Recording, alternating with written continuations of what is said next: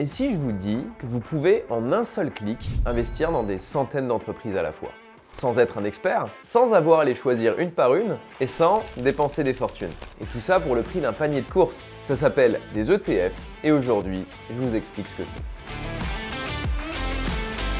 Un ETF, c'est ce qu'on appelle un panier d'actions. Le terme vient de l'anglais Exchange Traded Funds, c'est-à-dire un fonds négocié en bourse. C'est un produit financier qui regroupe plusieurs actions ou obligations et qui s'achète comme une seule action. Imaginez que vous êtes au supermarché. Au lieu de prendre chaque ingrédient un par un, vous mettez directement un panier tout prêt dans votre caddie. Dedans, il y a Apple, Amazon, Google, Microsoft et vous repartez avec l'ensemble en un seul achat. Et bien c'est exactement ça, un ETF. La plupart du temps, un ETF suit ce qu'on appelle un indice boursier. Un indice, c'est un peu comme un classement d'entreprise qui représente un marché. Par exemple, le CAC 40, c'est l'indice phare de la Bourse de Paris. Il suit l'évolution de 40 grandes entreprises françaises cotées en bourse. Le S&P 500, lui, regroupe les 500 plus grosses entreprises américaines. Et un ETF CAC 40, qu'est-ce qu'il fait? Il copie exactement la composition de cet indice. Les mêmes entreprises, dans les mêmes proportions, mais contrairement à l'indice, qui n'est qu'un chiffre indicatif, l'ETF est un vrai produit qu'on peut acheter. C'est un peu comme la différence entre une recette et le plat déjà préparé. L'indice, c'est la recette.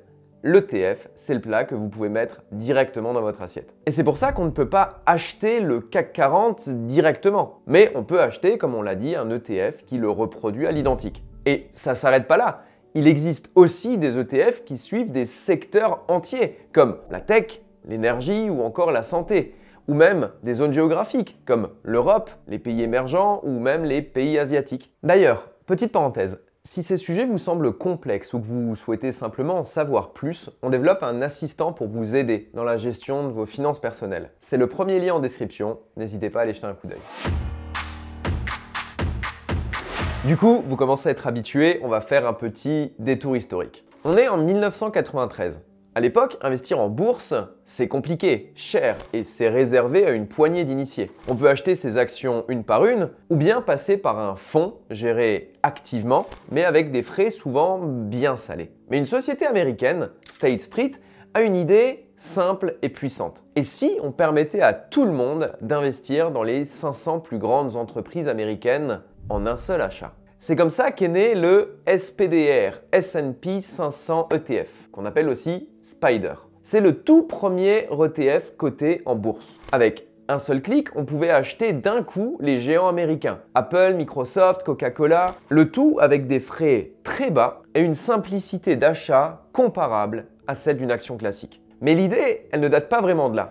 Dans les années 70, John Bogle, le fondateur de Vanguard, avait déjà lancé un fonds indiciel basé sur le S&P 500. C'était une avancée énorme, mais encore limitée. On ne pouvait investir dedans qu'une fois par jour. C'était lent et pas très accessible. Les ETF, eux, ont repris ce concept et l'ont rendu liquide, instantané et surtout accessible à tous. Depuis, ils ont littéralement explosé. Aujourd'hui, ils représentent des milliers de milliards d'euros gérés à travers le monde et des millions de personnes, débutants comme experts, les utilisent au quotidien. Alors, pourquoi les ETF ont autant de succès?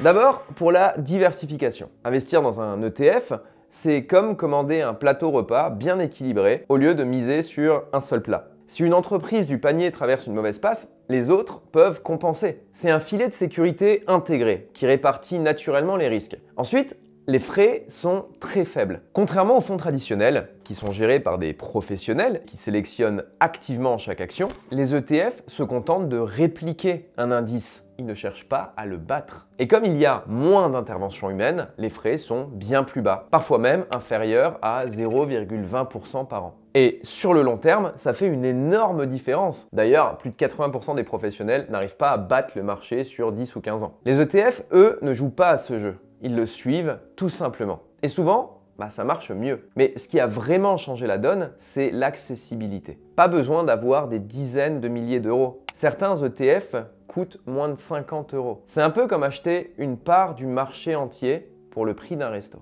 Et concrètement, comment on en achète un? C'est simple, exactement comme une action. Vous ouvrez un compte sur une appli ou une plateforme d'investissement, Vous tapez ETF S&P 500, par exemple, et vous l'achetez. Ça prend quelques secondes. Vous pouvez le faire depuis un compte titre ou un PEA. Et si vous ne savez pas ce que c'est, on a déjà fait une vidéo sur le sujet et elle est juste ici. Mais attention, parce qu'il faut toujours le rappeler, investir comporte des risques de perte totale ou partielle en capital, alors n'investissez que ce que vous êtes prêt à perdre. Un ETF, c'est pas un produit garanti. Il monte ou il descend en fonction de l'indice qu'il suit. Si le marché baisse, l'ETF baisse aussi. La diversification, elle limite les risques, mais elle ne les annule pas.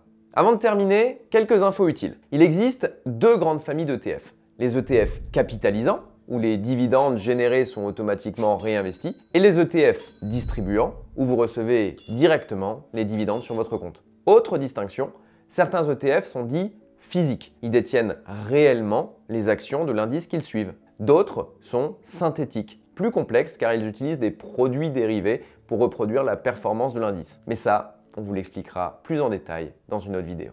C'était Alexis pour Jared. Jared, c'est le nom de cette chaîne, mais c'est aussi le nom de notre société qui développe un assistant d'aide à la gestion des finances personnelles. Si cette vidéo vous a plu, pensez à liker, à vous abonner et dites-nous en commentaire s'il y a d'autres sujets que vous souhaiteriez qu'on traite. Et moi, je vous dis à bientôt.